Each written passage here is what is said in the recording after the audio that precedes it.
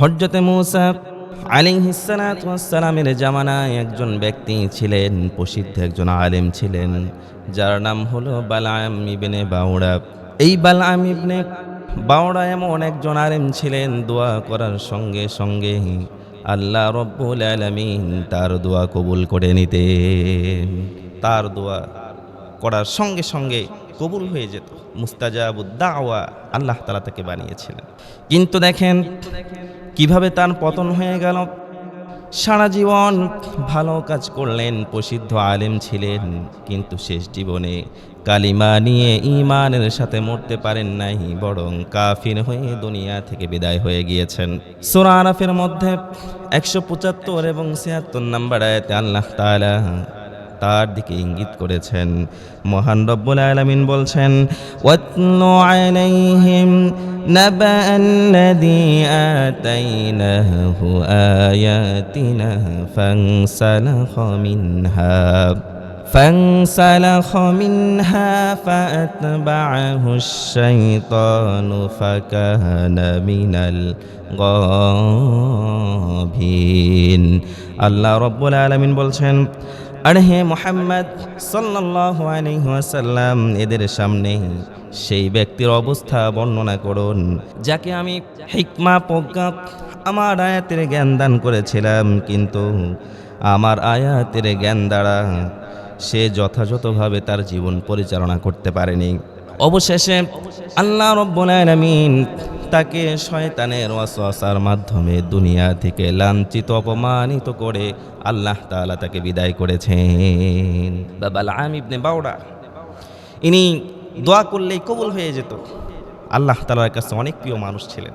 যখন আমালেকা সম্প্রদায় হযরতে মূসার বিরুদ্ধে যুদ্ধের জন্য প্রস্তুতি গ্রহণ করলো, তারা জানতো মুসলমানদের সাথে যুদ্ধে বিজয় লাভ করা যাবে না। এজন্য কি করা যায়? তারা জানতো এই বালআম ইবনে বাউর দোয়া করলে আল্লাহ তাআলা কবুল করে নেন।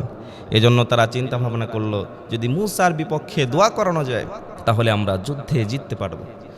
যখন বালআম ইবনে বাউরকে প্রস্তাব দেওয়া হলো, হযরতে মূসার বিপক্ষে আপনাকে দোয়া করা লাগবে, তিনি কোনোভাবেই রাজি হলেন না। তিনি বললেন, না, একজন নবীর বিপক্ষে আমি দোয়া করতে পারবো না। তাকে প্রচুর পরিমাণে অর্থ সম্পদের প্রলোভন দেখানো হলো, তার স্ত্রীকে রাজি করানো হলো। এক পর্যায়ে বালআম ইবনে বাউর অর্থের ধোকায় পড়ে গেলেন, দুনিয়ার মোহে পড়ে গেলেন। মোহে পড়ে গিয়ে যখন তিনি হযরতে মূসা আলাইহিস সালাতু ওয়াস সালামের বিপক্ষে আল্লাহর কাছে দোয়া করলেন, আল্লাহ রব্বুল আলামিন তখন তার অবস্থা এমন করে দিলেন, কুকুরের মতো তার জিহবা তখন বের হয়ে গেল। কুকুরের মতো জিহবা বের হয়ে গেল। আল্লাহ তাআলা কোরআনে বলছেন, ওয়ালাউ শি'না লারাফা'নাহু বিহা ওয়ালাকিন্নাহু আখলাদা ইলাল আরদি ওয়াত্তাবা'a হাওয়াহু ফামাসালুহু কামাসালিল কালব। তার উপমা হলো কুকুরের মতো। কুকুর যেমন একটা হাড্ডি ছিটালে, একটা হাড্ডি ছুরি মারলেই যখন মালিকের দিকে দৌড়ে আসে, বাজ বিচার করে না কোনটা হক আর কোনটা বাতিল, ঠিক একইভাবে বালআম ইবনে বাউর প্রসিদ্ধ আলেম, কিন্তু নবীর বিপক্ষে দোয়া করার কারণে আল্লাহ রব্বুল আলামিন তার অবস্থা এমন করলেন, তার জিহবা বের হয়ে গেল।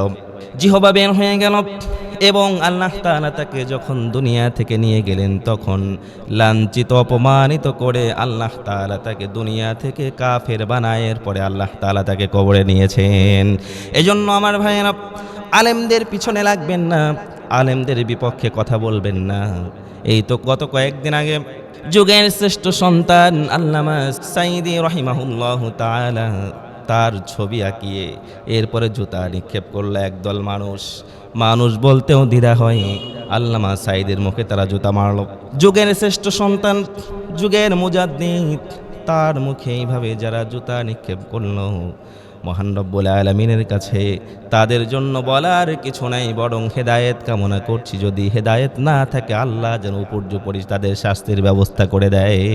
যুগের মুজাদ্দিদ তার এই কাজটি তারা করলো। এজন্য আমার ভাইয়েরা, যারা আল্লাহর প্রিয় বান্দা, এদের বিপক্ষে গেলে আল্লাহ রব্বুল আলামিন গজব অবধারিত করে দেন। সম্মানিত হাজিরিন, যেই কথা বলছিলাম, তাহলে সারা জীবন ঈমান নিয়েছিলেন, কিন্তু শেষ জীবনে ঈমান নিয়ে কবরে যেতে পারেন নাই।